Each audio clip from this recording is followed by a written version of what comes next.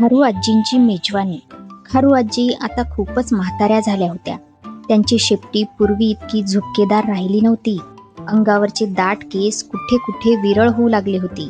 दोन्ही कानांमागे तर केस गळून गळून त्यांना तिथे टक्कलच पडले होते. आणि त्यांची दृष्टी ही पूर्वी इतकी तल्लख राहिली नव्हती. नजरेबरोबर त्यांचे कानही मंद होत चालले होते. पूर्वी कुठे खुट्ट झाले तर खारू आजी फांदीच्या या टोकावरून त्या टोकाकडे किंवा झाडाच्या बुंध्याकडून ती थेट शेंड्याकडे सूर्य दिशी धाव घेत. पण हल्ली त्यांना अगदी शेजारी पान पडले, पाचोळा वाजला तरी ऐकू येत नसे. खरेच खारू आजी आता खूपच म्हाताऱ्या झाल्या होत्या. वाघजाईच्या रानात खारू आजींना ओळखीत नसेल असा प्राणी सापडणे अशक्य होते.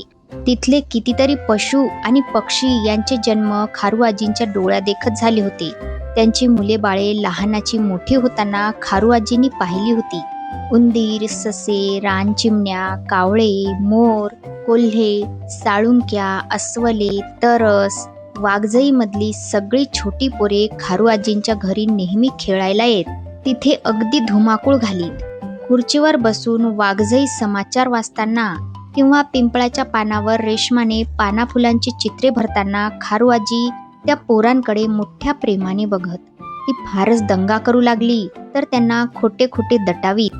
खाऊ आजी, आम्हाला खाऊ म्हणून ती ओरडू लागली तर खारू आजी लगेच उठून ठेवणीतल्या डब्यामधून एखादी बिबोटी, चंदन चारोळी नाहीतर एखादा पिस्ता काढून त्यांना खायला देत.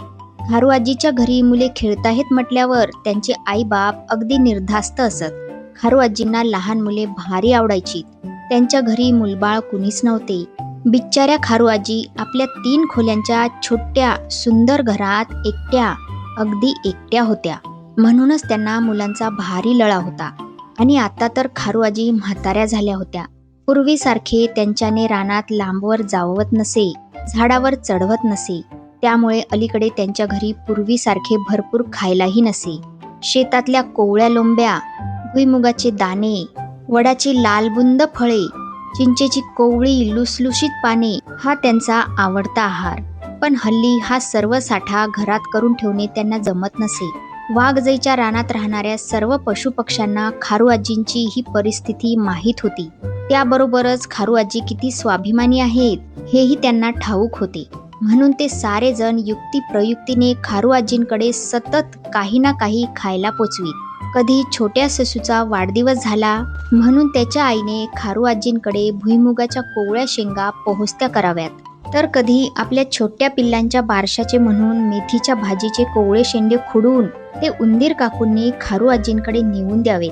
कधी कधी कोल्हे काका फिरून परत येताना खारू आजींकडे गप्पा मारायला म्हणून त्यांच्या घरी थांबत आणि तिथून निघताना, आजी विसरलोच होतो, ही एक काकडी तुमच्यासाठी मुद्दाम आणली होती, ठेवा बरं ती, असे म्हणून एखादी छोटी काकडी त्यांना देऊन जात.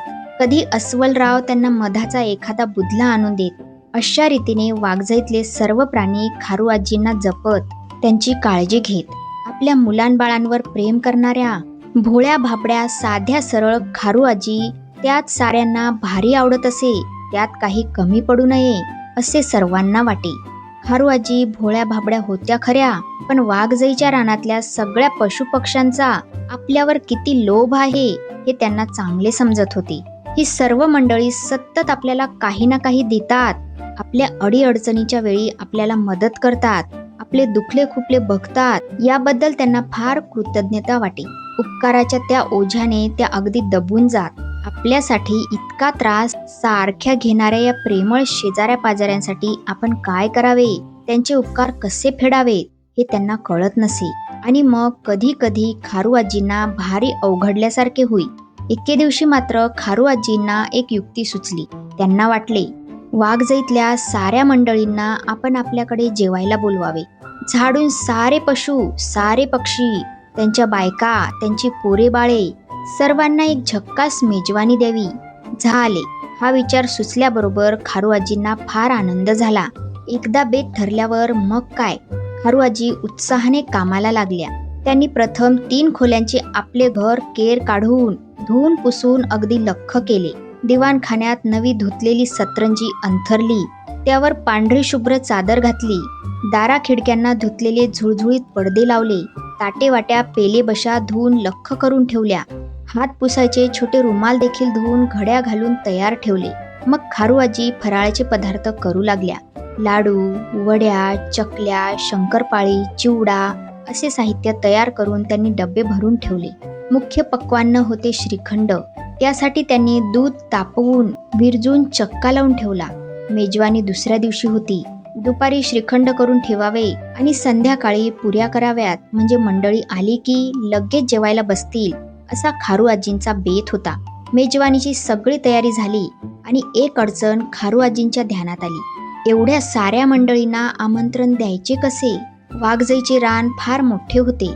या रानात सगळीकडे हिंडून घरोघर प्रत्येकाला स्वतः आमंत्रण द्यायचे, तर खारू आजींच्या पायात तेवढी ताकद नव्हती आणि खरे तर आता तितका वेळही राहिलेला नव्हता. खारू आजी विचारात पडल्या. आता काय करावे बरे?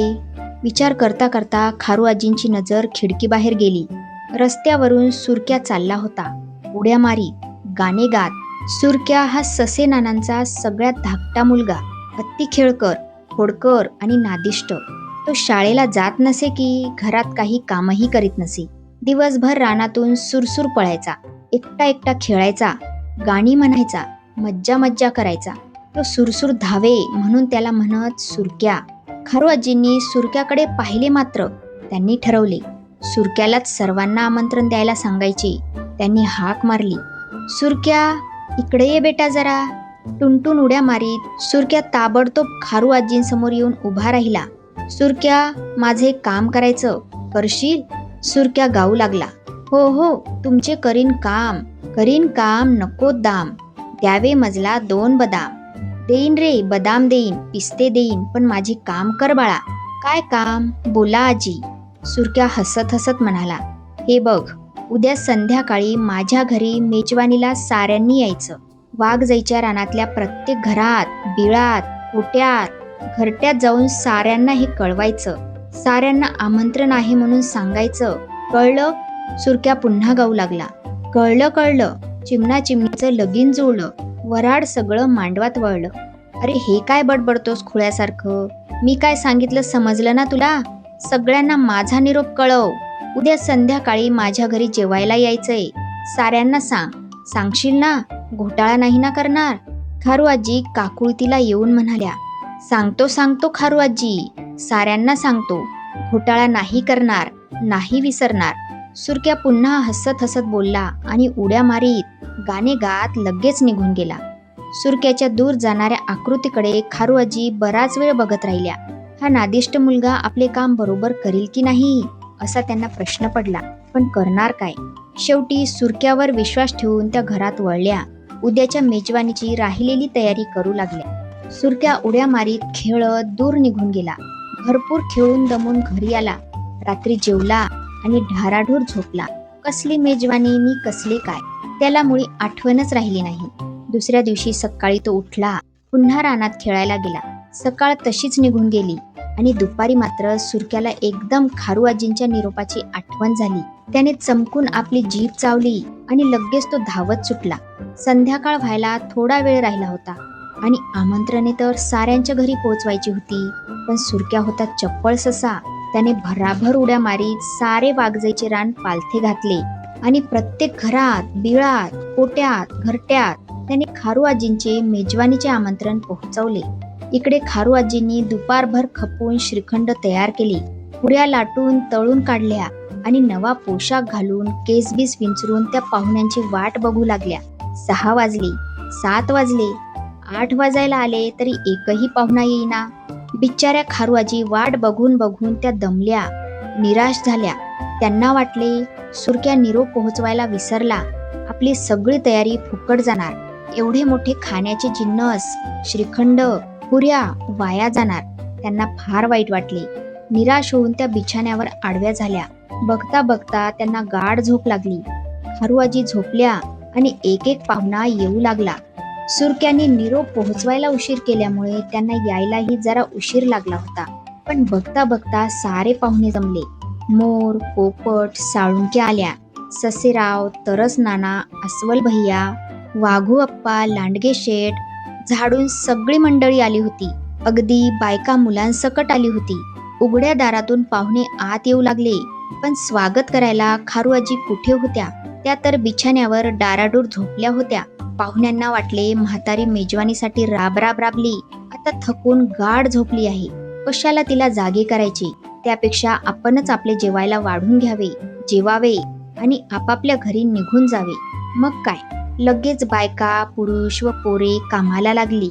ससूताईंनी पाट मांडले, तरस नानींनी पाने घेतली, मुलांनी पाण्याची भांडी भरून ठेवली, कोल्हीनबाईंनी श्रीखंड वाढायला घेतले, वाघू अप्पांनी पुऱ्या वाढल्या आणि सगळी मंडळी जेवायला बसली.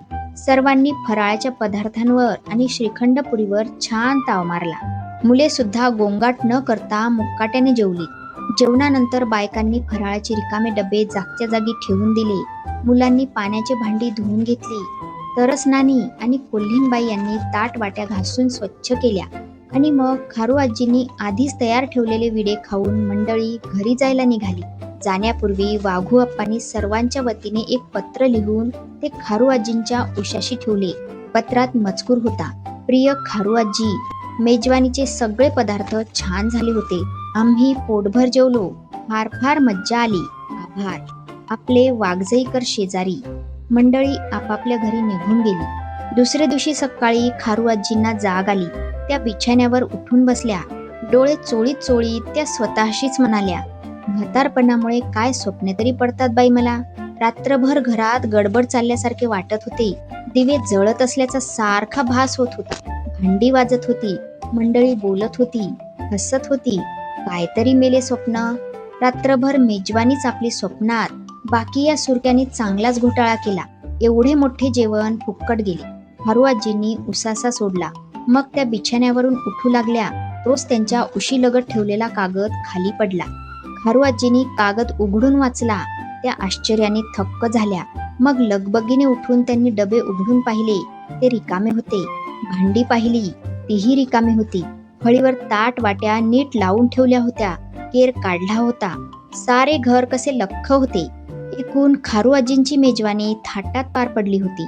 सर्व मंडळी येऊन पोटभर जेवून गेली होती आणि सुरक्याने आठवणीने सर्वांना आमंत्रणेही पोहोचवली होती. खारू आजींना एकदम हसू आले, खूप हसू आले.